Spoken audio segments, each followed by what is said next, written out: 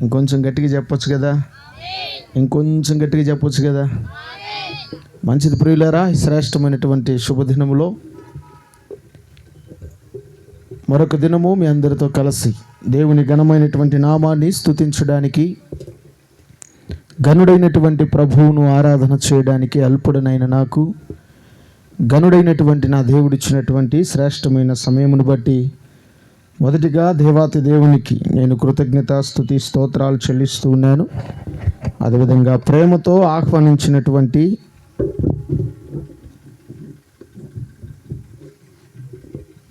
ఆత్మీయ దైవజనులు, యవన కాలంలో దేవుని చేత ఏర్పాటు చేసుకుని దేవుని పరిచర్యలో బహుబలంగా వాడబడుచున్నటువంటి దైవ వర్తమానికులు మరియు దైవజనులు కాలేబన్న గారికి మరియు అమ్మగారికి ప్రభు పేరిట వందనాలు తెలియచేస్తూ ఉన్నాను.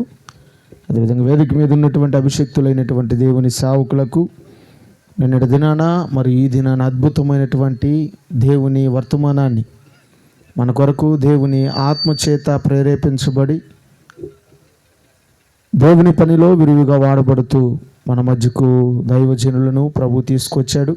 అందుని బట్టి దైవజనులకు కూడా ప్రభు పేరిట వందనాలు తెలియచేస్తూ ఉన్నాను. అదేవిధంగా స్థానిక సంఘంలో ఉన్నటువంటి అంకయ్య పాస్టర్ గారికి కూడా ప్రభు పేరిట వందనాలు. కూడి వచ్చిన మీ అందరికీ మన ప్రభువును రక్షకుడునైన యేసయ్య నామములో నా ప్రేమ వందనాలు తెలియజేస్తూ ఉన్నాను. చేతులు ఉంటే వందనాలు పెట్టండి, చేతులు లేకపోతే పెట్టద్దు. యేసయ్య మాకు చేతులు ఇవ్వలేదు అంటే వందనాలు పెట్టద్దు. మాకు యేసయ్య 2 చేతులు ఇచ్చారు అన్నవాళ్ళు ఇలా జోడించి వందనాలు పెట్టండి. దేవునికి స్తోత్రం, హల్లెలూయా. ఒకరికొకరు వందనాలు చెప్పుకోవడం, అందులో ఆశీర్వాదం ఉందా, శాపం ఉందండి? ఏముందండి?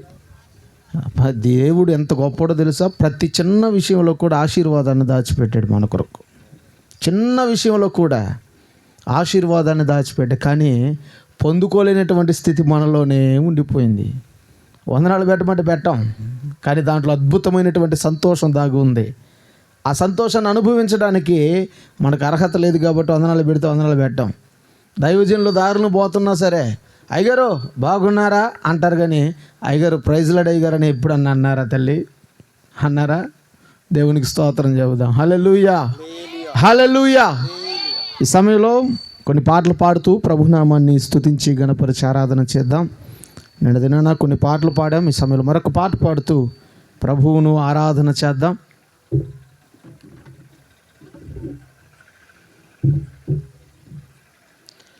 ఉన్నతుడైనటువంటి దేవుడు తన విలువైనటువంటి రక్తము చేత తన ప్రాణం ఇచ్చి మనల్ని రక్షించుకొని ఈ లోకంలో ఆయన బిడ్డలుగా మనల్ని చేసుకుని ప్రియులరా అనుదినము శ్రేష్టమైనటువంటి ఆయన వాగ్దానముల చేత ఆయన మాట చేత మనల్ని తృప్తిపరుస్తూ ఈ లోకంలో ఆయన మనల్ని నడిపిస్తూ ఉన్నాడు. నమ్మిన వారు స్తోత్రం చెబుతారా? లేదయ్య గారు, దేవుని మాట వల్ల మేము జీవించట్లేదు, మేము కష్టపడి పనికెళ్ళి మేము సంపాదించుకొని తింటున్నటువంటి తిండి ద్వారా మాత్రమే మేము సంతోషపడుతూ ఉన్నాం, మేము ఆరోగ్యంగా ఉన్నాం, మేము జీవిస్తూ ఉన్నాం అన్నవారు స్తోత్రం చెప్పండి ఒకసారి. మంచిది. పరిశుద్ధ గ్రంథంలో ఒక మాట రాయబడింది, మనుషుడు రొట్టె వలన మాత్రము చెప్పండి జీవించడు. జీవిస్తాడా? జీవించడా? జీవించడు. కానీ దేవుని నోట నుండొచ్చు ప్రతి మాట వలన, ఆ మాట ప్రతి దినము ప్రతి క్షణము మనకు లేకపోతే మన జీవితాల్లో బ్రతుకు అనేది లేదు ప్రియులరా. అందుకే దేవుడు అనేకమైనటువంటి వాగ్దానాలు తన బిడ్డల కొరకు ఎత్తిపెట్టాడు. అవన్నిటిని మనం స్వతంత్రించుకొని ఆశీర్వదించబడాలని. అందులో ఒక వాగ్దానం ఏంటయ్యా అంటే కీర్తనల గ్రంథము 34వ కీర్తన 10వ వచనంలో ఒక మాట ఉంది. ఏ మాట అది చెప్తారా? ఒక వాగ్దానం. సింహపు పిల్లలు లేమి గలవై ఆకలిగొనును, యెహోవాను ఆశ్రయించు వారికి ఏ మేలు కొదువై ఉండదు. దేవునికి స్తోత్రం చెప్తారా? అందరం కలిసి పాట పాడుతూ ప్రభువును స్తుతిద్దాం. సింహపు పిల్లలు లేమి గలవై ఆకలిగొనునేమో కానీ యేసయ్యా నిన్నాశ్రయించిన ఈ నా బ్రతుకులో ఏ మేలు కొదువు లేకుండా చేసావయ్యా.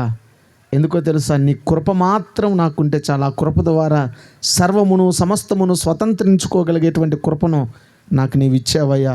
ప్రభును స్తుతిద్దాం. హల్లెలూయా. అన్న ఏం మైనర్ అన్న?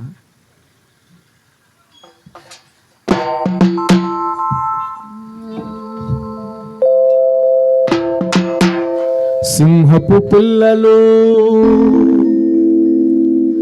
లేమిగలవై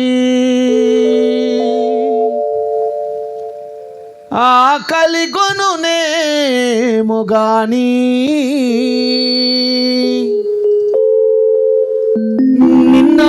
నిన్నాశ్రయించిన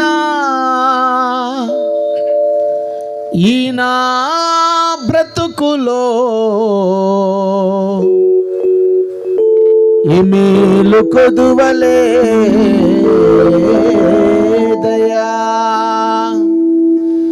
నా యేసయ్యా.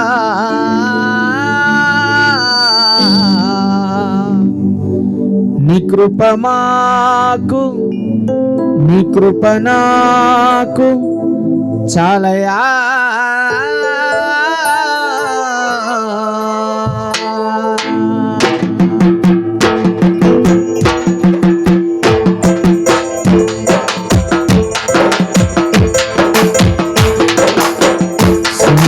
పిల్లలు ఏమి కలవై ఆకలిగొనునేమో గాని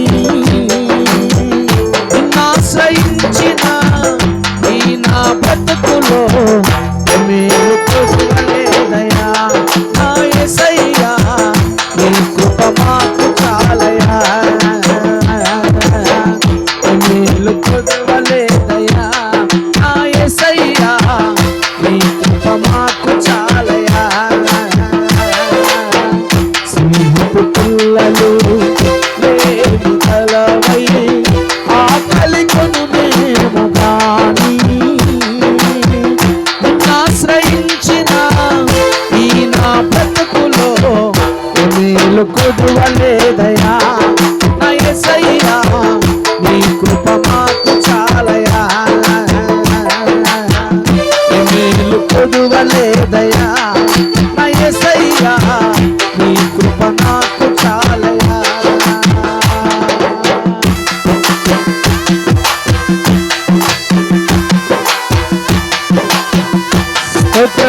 అందరూ చెప్పలు కొడదాం.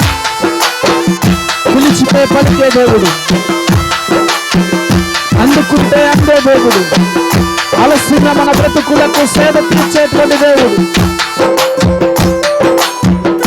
ఆయన మాట చేత అనుదినము మనల్ని తృప్తిపరచే ప్రభువుని ఆరాధన చేద్దాం. పిలిచితే పలికేవు, అడిగితే ఇచ్చేవు, అలసిన నా బతుకును ఆనందపరిచేవు. యేసయ్యా పిలిచితే పలికేవు, అడిగితే ఇచ్చేవు, అలసిన నా బ్రతుకును ఆనందపరిచేవు. నీ మాట వజ్రాల మోత, నా యేసయ్యా నా బ్రతుకు ద్రాక్షల తోట. నీ మాట వజ్రాల మోత, నా యేసయ్యా నా బ్రతుకు ద్రాక్షల తోట. నీ మాట వజ్రాల మోత, నా యేసయ్యా నా బ్రతుకు ద్రాక్షల తోట. సింహపు పిల్లలు లేమి గలవై ఆకలిగొనునేమో గాని నిన్నాశ్రయించిన ఈ నా బ్రతుకులో మేలు కొదువలేదయా. నా యేసయ్యా నీ కృప మాకు చాలయా. మేలు కొదువలేదయా. నా యేసయ్యా నీ కృప మాకు చాలయా.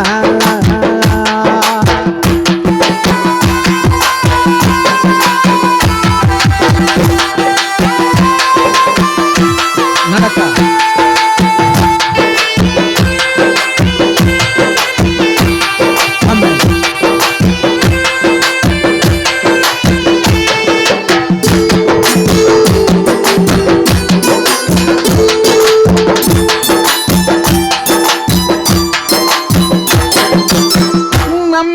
నమ్ము నీవు సిగ్గుపడనీయవయ్యా, నిత్యము తోడుండి నడిపించేవయ్యా.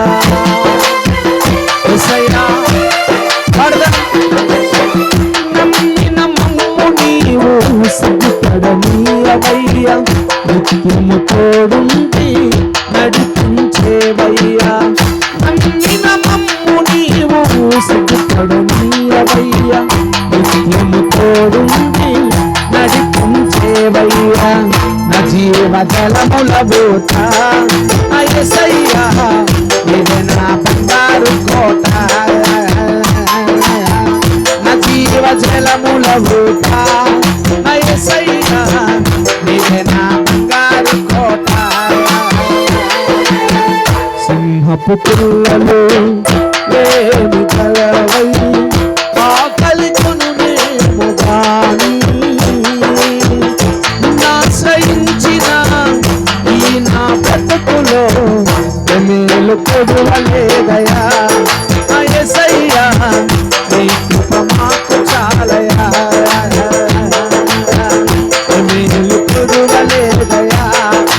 యేసయ్యా నీ కృప మాకు చాలయా.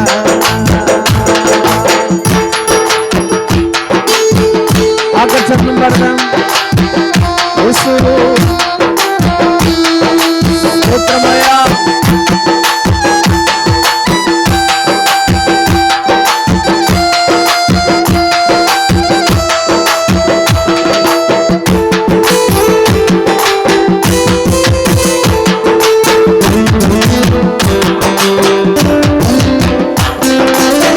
విరిగిన నా హృదయం నీకే బలియాగం, కలిగిన నాకే సర్వాంగా హోమం.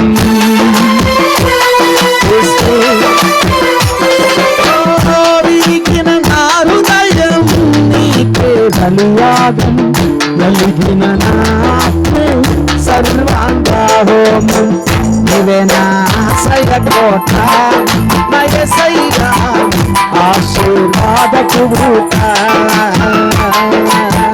నీవే నా ఆశ్రయ కోట, నా యేసయ్యా ఆశీర్వాదపు ఊట.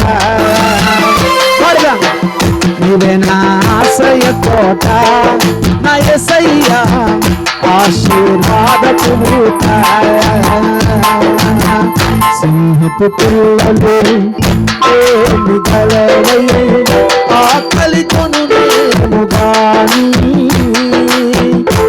ఆశ్రయించిన ఈ నా బ్రతుకులో మేలు కొదువలేదయా. యేసయ్యా నీ కృప మాకు చాలయా, మేలు కొదువలేదయా. యేసయ్యా నీ కృప మాకు చాలయా, మేలు కొదువలేదయా. యేసయ్యా నీ కృప మాకు చాలయా, యేసయ్యా నీ కృప మాకు చాలయా, యేసయ్యా నీ కృప మాకు చాలయా. రెండు చేతులు ఎత్తి బిగ్గరగా దేవునికి స్తోత్రం చెబుదామా. హల్లెలూయా.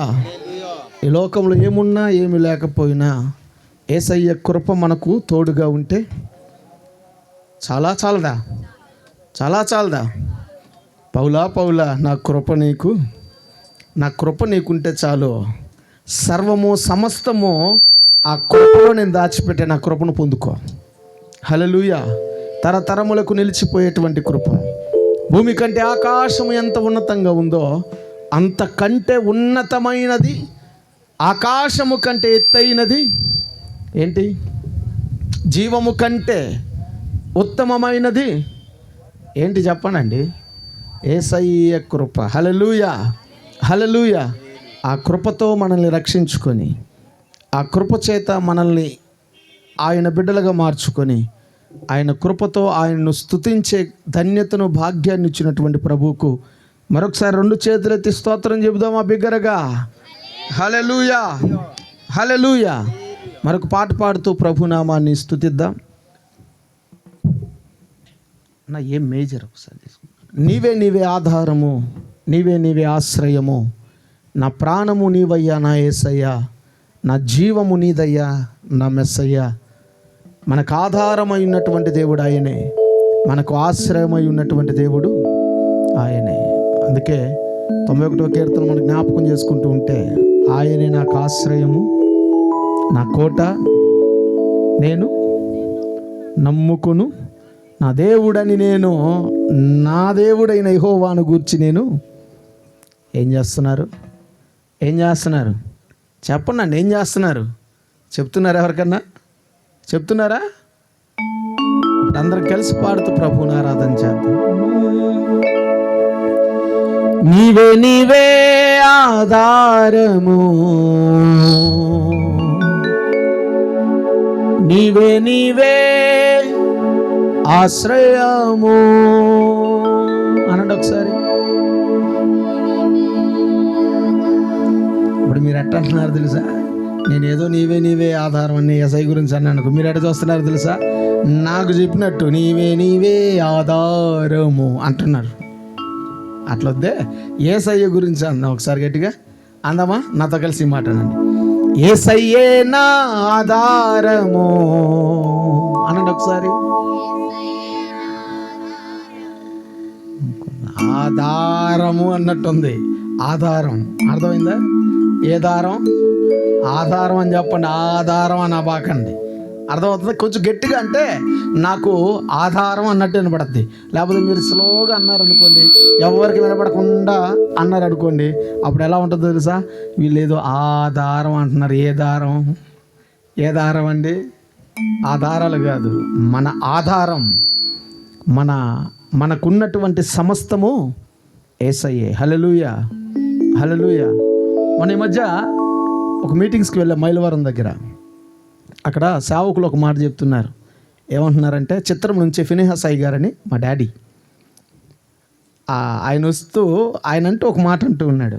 నాన్న, మన సంఘంలో విశ్వాసులు ఎలా అయిపోయారో తెలుసా? ఇప్పుడు చెప్పండి డాడీ. సభలో చెప్తున్నాడు. ఇలా కూర్చోంటే నా వాక్యంకి ఇచ్చినప్పుడు వాక్యం చెప్తూ నా సాయి చెప్తూ ఉన్నాడు. ఎలా అయిపోయారంటే, నేను పెద్ద కాగబెట్ట హల్లెలూయా అంటే వాళ్ళు ఏమంటున్నారు తెలుసా? ఎల్లవయ్యా అంటున్నారు. అయ్యా అలా వినిపిస్తుంది నాకు హల్లెలూయా అని.